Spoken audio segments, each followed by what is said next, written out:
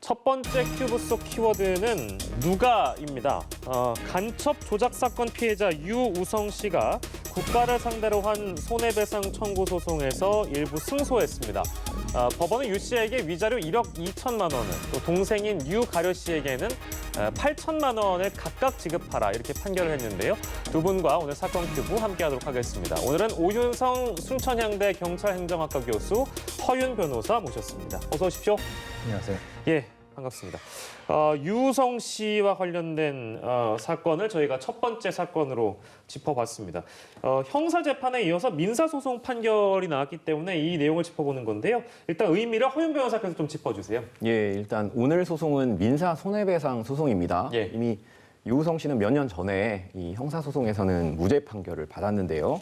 간단히 이제 경과를 좀 말씀을 드리면 이 유우성 씨 같은 경우에는 2004년 탈북을 해서 중국을 거쳐 우리나라에 들어왔습니다. 그리고 2011년부터는 서울시에서 계약직 공무원으로 일을 했는데 2013년에 국가보안법 위반 혐의로 구속 기소가 됐었습니다.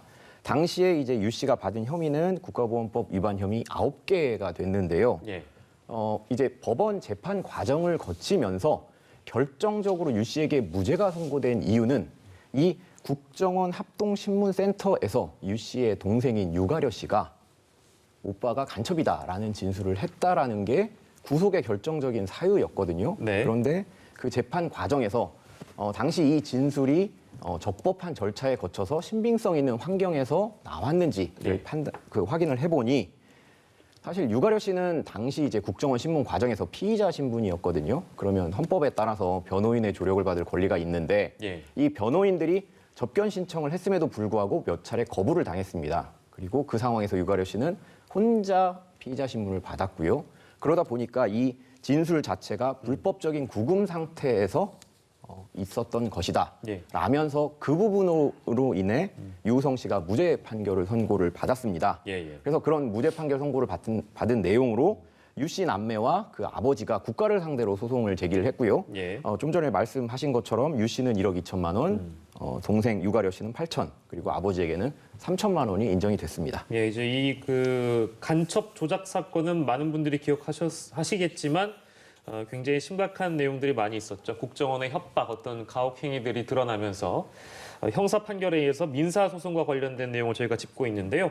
오늘 법정에 유 씨가 피해자 보상도 중요하지만 재발 방지가 더 중요하다. 앞으로 이런 사건이 다시는 일어나지 않도록 제도 개선이 필요하다고 말을 했는데요. 잠깐 그 내용 듣고 오겠습니다. 정말 긴 시간이 지났습니다. 어느덧 7년, 8년이 돼 가는데요. 무에서 유를 만들고 유에서 다시 진실을 받기까지 너무 오랜 시간이 걸렸습니다. 그러나 사건을 조작했던 가해자들, 또 그에 가담했던 사람들이 여전히 처벌은 미진하고 있습니다. 그 피해를 입었던 이 피해자에게 어떤 피해를 보상해 준다고 결국 그 사건은 끝나는 건 아닙니다. 제가 생각하는 거는 피해자에게 물론 보상하고 피해도 중요하지만 그보다는 재발 방지가 더 중요하다고 생각합니다. 네, 이런 주장을 했는데요. 근데 저희가 다시 한번 또 들여다봐야 될 내용은 여동생 유가려 씨가 원세훈, 남재준 전 국정원장 그리고 유 씨 사건을 맡았던 국정원 수사관하고 검사들 상대로 마찬가지로 청구를 했는데 이걸 기각했거든요. 이건 어떻게 봐야 될까요, 교수님? 네, 원래 이제 원칙적인 입장에서는 이 공무원이라고 하는 그 입장은 그 공무 수행을 하는 자죠. 그러니까 그 사람들에 대한 어떤 그 감독이라든가 이런 책임이 국가에 있는데 국가를 대상으로 해서 이 남매가 이제 그 청구를 한 그것에 대해서는 일부 승소가 났는데 지금 이 개인들에 대한 그 청구는 기각이 됐습니다. 예, 그렇다면 사실은 국가가 이제 사용자 감독 책임이 있다라고 한다면 이 공무원들도 거기에 대해서 문제가 있기 때문에 거기에 대한 책임을 지는 것인데 그것은 이제 이 공무원 책임을 우리가 이제 중과실과 경과실로 구분할 수 있어요. 중과실 경우에는 반드시 그 책임을 져야 되는데 글쎄 이것을 중과실이 아닌 사안으로 본 것은 아닐까라고 하는 그런 생각이 듭니다.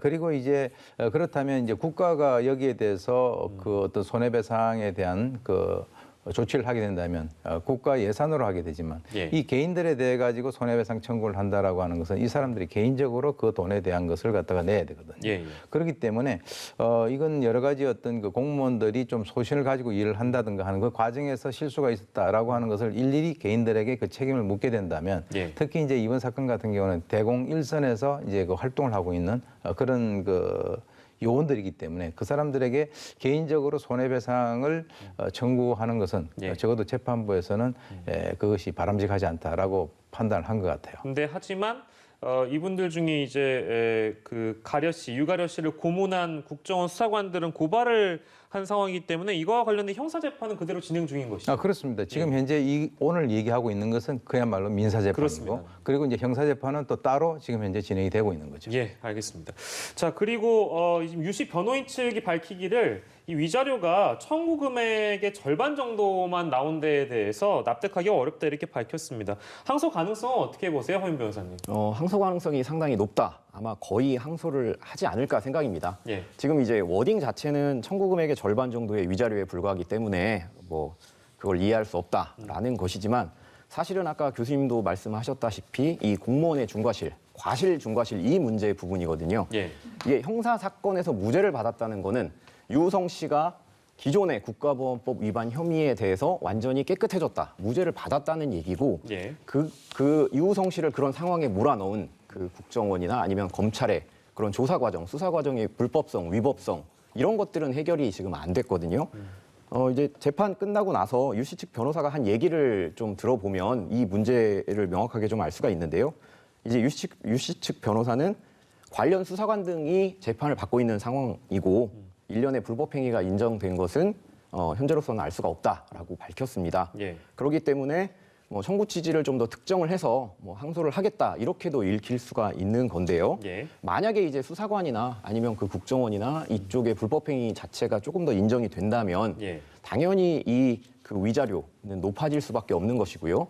그런 일련의 취지에서 예. 그런 흐름에서 이 위자료가 절반밖에 안 나와서 납득하기 어렵다. 이렇게 발언하는 것이 아닌가 그런 생각이 듭니다. 예, 알겠습니다. 첫 번째 사건으로 만나봤고요.